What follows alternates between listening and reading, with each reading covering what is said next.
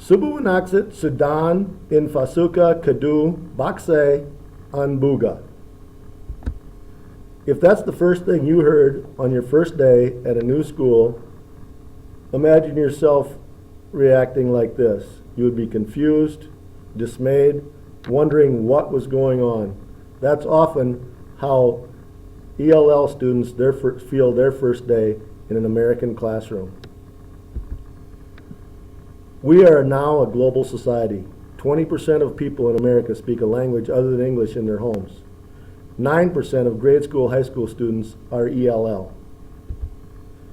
English language learners come from all walks of life in several countries. They speak Arabic, Swahili, Spanish, Hausa, which is spoken in Nigeria, and 3 main dialects in Somalian. Those are the languages just spoken by students in the middle and high school at St. Peter.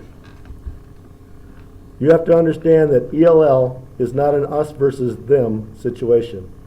They're not trying to take over your classroom. They're not trying to take over your country. They're trying to learn English to become part of America. We also have to understand that they're not talking about you out in public. When they're speaking their native tongue, don't be nervous. They're talking about what they're going to buy or what they're going to order or where they're going after they get done shopping. They're not talking about you or talking behind your back.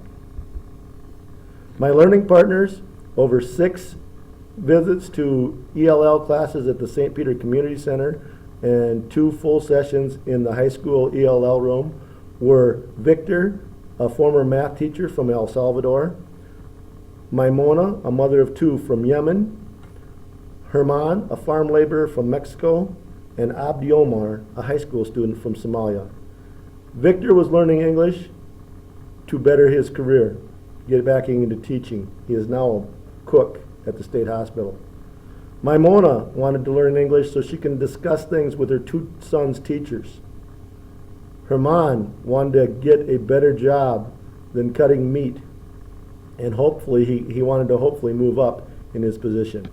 And Abdi Omar has been in high school or Minnesota school since he was 12 years old, and he wanted to learn wanted to learn English to become American.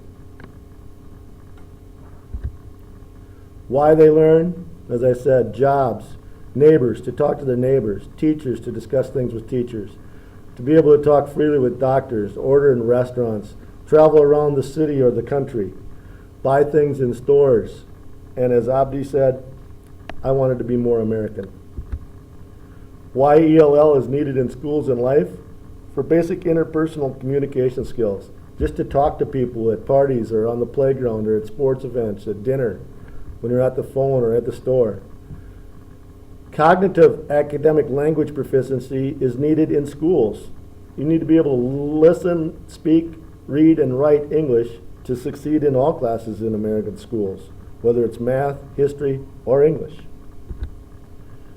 When you teach your students, you need to find out their school experiences.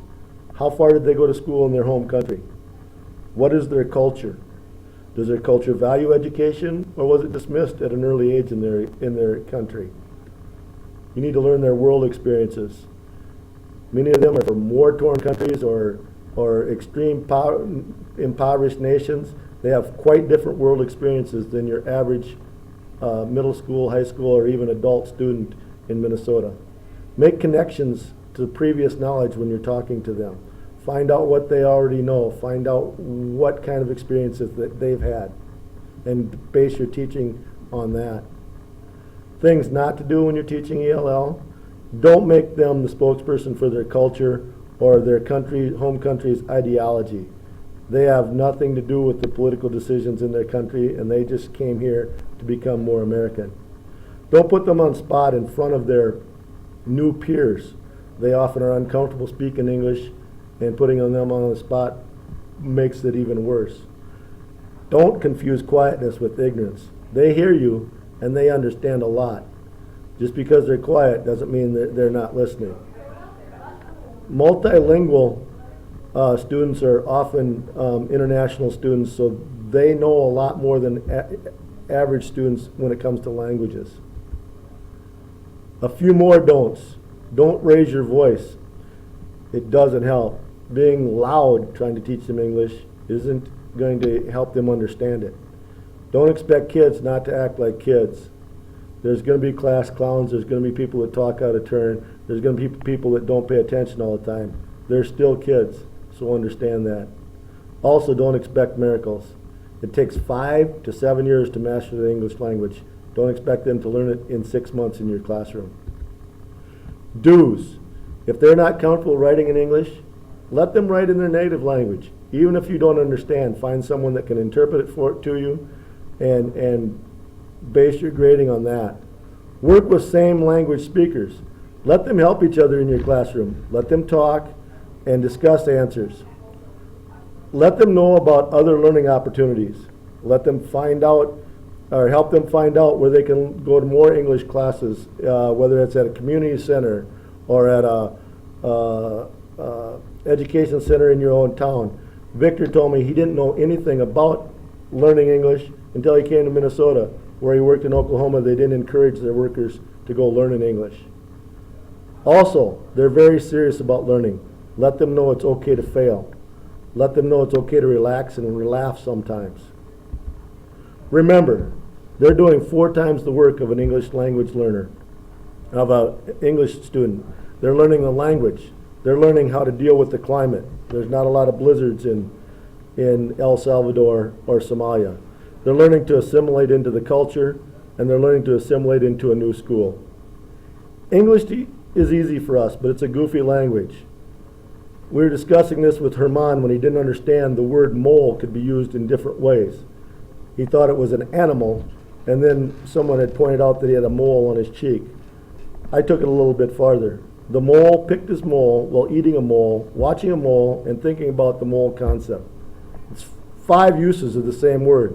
The mole, meaning a spy, picked his mole, meaning a birthmark, while eating a mole, which is a sauce, while watching a mole, which is an animal, and thinking about the mole concept, which is a concept of mass in science. Pretty confusing even for me, let alone someone that's just learning the language. The big thing is they are trying. They're trying to learn the language, or they wouldn't be in your class.